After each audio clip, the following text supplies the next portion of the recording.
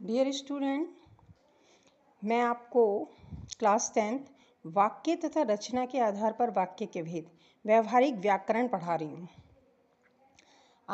आपने वाक्य की परिभाषा तो पढ़ी होगी। शब्दों का वह सार्थक समूह जिससे किसी भाव या विचार को पूर्णतः स्पष्ट किया जा सके वाक्य कहलाता है। जैसे उदाहरण, पिताजी कार्यालय गए, निवेश एक चित्र बना रहा है। देखिए, वाक्य में गुण भी निम्नलिखित होने चाहिए। वाक्य में केवल सार्थक शब्दों का ही प्रयोग किया जाना चाहिए, निरर्थक शब्दों का नहीं। जैसे खाना वाना खाकर खान जाना, वाना शब्द निरर्थक है। आपको समझ में आ रहा होगा।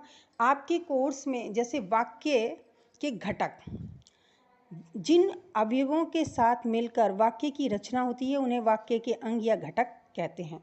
कर्ता एवं क्रिया वाक्य के मूल एवं अनिवार्य घटक होते हैं। ये दोनों मिलकर एक पूर्ण व शुद्ध वाक्य बनाते हैं। जैसे वह आया, मैं खाऊंगी, सैल गया, आप बैठो। ये सभी अर्थपूर्ण व संपूर्ण वाक्य हैं। वाक्य के अंग, वाक्य की रचना दो प्रमुख अंगों से मिलकर होती है। ये तो आपको पता ही है, उद्देश्य और विधेय। वाक्य में जिसके बारे में कुछ कहा जाए उसे उद्देश्य कहते हैं। जैसे सब लोग गाना सुना रहे हैं, बच्चा सो रहा है, माँ खाना पका रही है। विधेय, वाक्य में उद्देश्य के बारे में जो कुछ कहा जाए उसे विधेय कहते हैं। जैसे सब लोग गाना सुन रहे हैं, बच्चा सो रहा है, माँ खाना पका रही है। विधेय के अंतर्गत क्रिया पदबंध, क्रिया विशेषण पदबंध, पूरक तथा कर्म आदि घटक आ सकते हैं।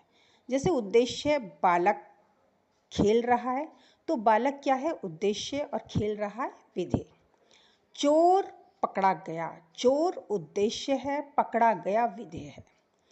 यह पुस्तक रुचिकर है, यह पुस्तक उद्देश्य है और रुचिकर विधेय है। मैं क्या करूं, मैं क्या करूं, तो मैं क्या है?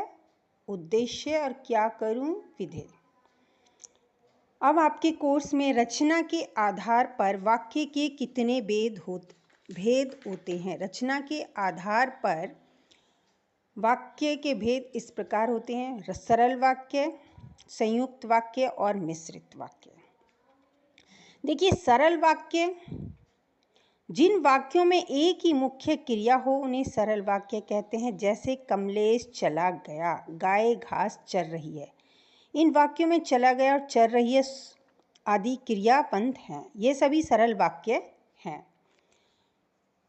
अब आपका आता है संयुक्त वाक्य।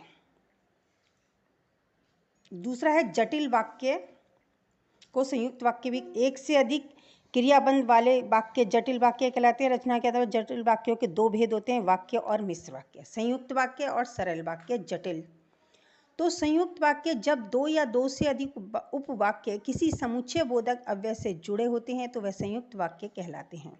जब सरल वाक्य जटिल वाक्य का हिस्सा बन जाता है तो उन्हें सरल वाक्य नहीं बल्कि उपवाक्य कहते हैं। तो सरल वाक्य, हम सुबह जल्दी उठ गए, हम घूमने चले गए। तो इसका जटिल वाक्य हम क्या बनाएंगे? संयुक्त, हम सुबह जल्दी उठ गए और घूमने चले गए, और हमने इसमें जोड़ दिया। तो ये तो रहा आपका वाक्य के भेद।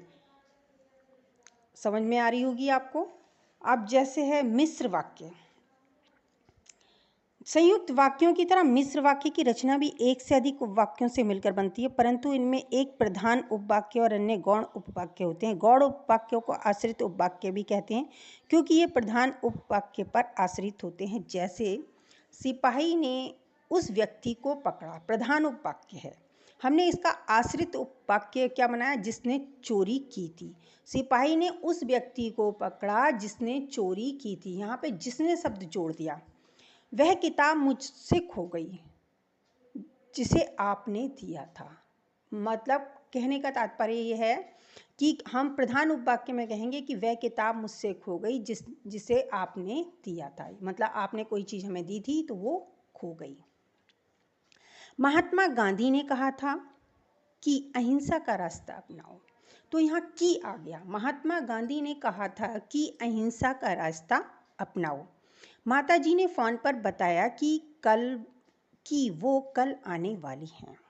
तो यहाँ पे की हमने लगाकर आश्रित उपवाक्य बना दिया। मुख्य और आश्रित उपवाक्यों की पहचान। प्रधान उपवाक्य वह होता है जिसकी क्रिया ही मुख्य क्रिया होती है। मिश्र वाक्य के आश्रित उपवाक्यों को वाक्य से बाहर करके स्वतंत्र रूप से नहीं बोला जा सकता, क्योंकि वे प्रधान उपवाक्य पर आश्रित होते हैं। समझ में आ रही है? अब है आपके कोर्स में रचना की दृष्टि के आधार पर वाक्य के कितने भेद होते हैं, आपके यही हैं आपके कोर्स में, तो वो मैंने आपको समझा दिए। देखिए, बाकी तो ये वाक्य के भेद काफ़ी हैं, तो आप प्रत्यक्ष रूप से सामने होते तो मैं आपको और भी अच्छी तरह समझा देती, लेकिन इतनी आपके कोर्स में ये थे रचना के आधार पर वाक्य के कितने भेद हैं मैंने आपको बता दिया।